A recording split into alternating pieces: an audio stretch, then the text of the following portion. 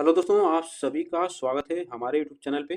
दोस्तों देखिएगा, हम लोग सिर्फ आज 5 मिनट की में समझेंगे संधि, ठीक ना? संधि जो कि ट्रिक से समझेंगे और संधि यहाँ से आप लोग इसको समझ लेंगे तो आप कभी गलत नहीं करेंगे, तो ठीक ना?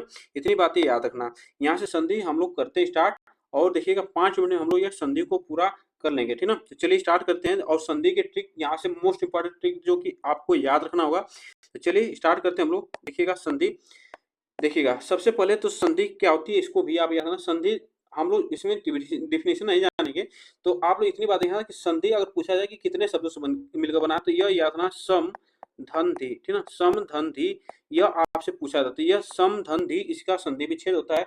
इसको आपको याद रखना, यह 2 शब्दों से मिलकर बना है। उसके बाद आता है हमारा संधि के कितने भेद होते हैं? संधि के 3 भेद होते हैं।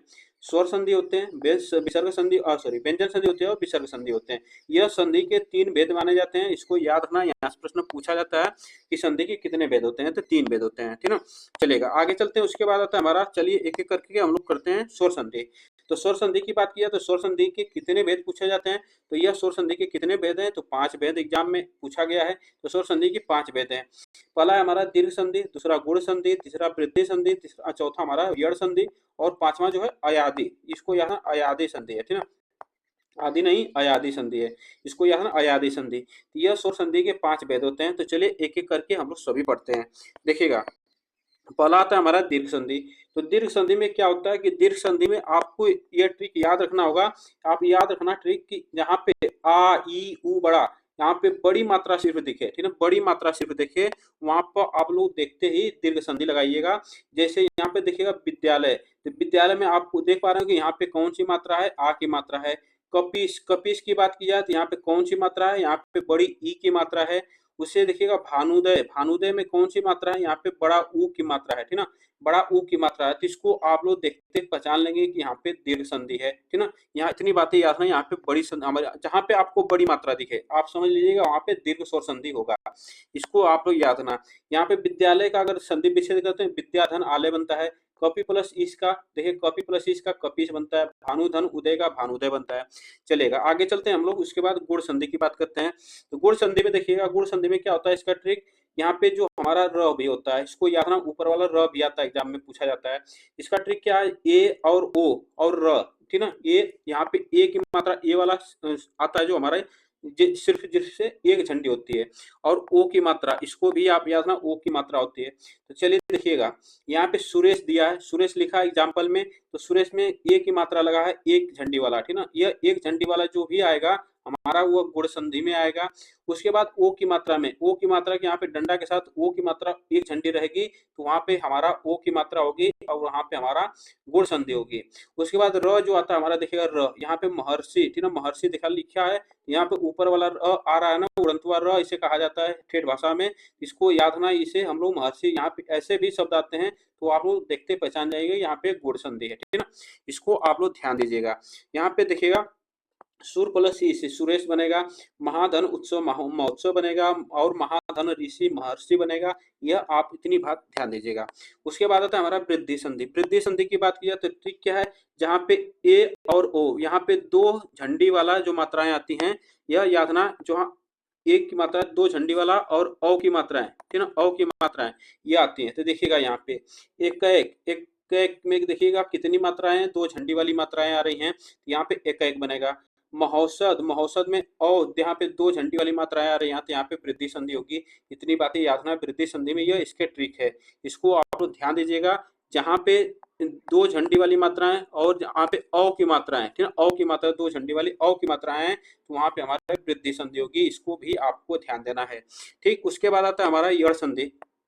यड़ संधि की बात की जाए, देखिएगा यड़ संधि में आप याद रखना ट्रिक, य व र के पहले अगर आधा वर्ण हो, य व र जो हमारा वर्ण है, इसके पहले अगर आधा वर्ण लगा हो, तो वहां पे हमारा यड़ संधि होगा। जैसे देखिएगा अत्याचार, अत्याचार में यहाँ पे देखिएगा तो जो हमारा आधा लगा है ये किसके पहले है? तो य के पहले है, ठीक ना? य के पहले जो कि आधा त लगा हुआ है। उसके बाद स्वच्छ में देखिएगा, स्वच्छ में देखिएगा व के पहले आधा स लगा है, ठीक ना? व के पहले आधा स लगा है। उससे देखिएगा मात्रा में, मात्रा में जो अगर इसका हम संधि विच्छेद करते हैं, तो देखिएगा मा प्लस यहाँ पे आधा त, प्लस यहाँ पे देखिएगा रा, प्लस अज्ञा, ठीक ना। यह देखिएगा यहाँ पे र है ना, र के आगे क्या लगा है, आधा त लगा है, तो यहाँ पे जो मात्राज्ञा बना है इसको मिलाएंगे तो मात्राज्ञा बनेगा, तो आधा त यहाँ पे लगा है, ठीक ना। तो यह हमारा यहाँ पे आप लोग देखते ही पहचान जाएंगे, यहाँ पे यड़ संधि होगी। इतनी आपको ध्यान देना, इतनी बातें आपको ध्यान रखना है, ठीक ना।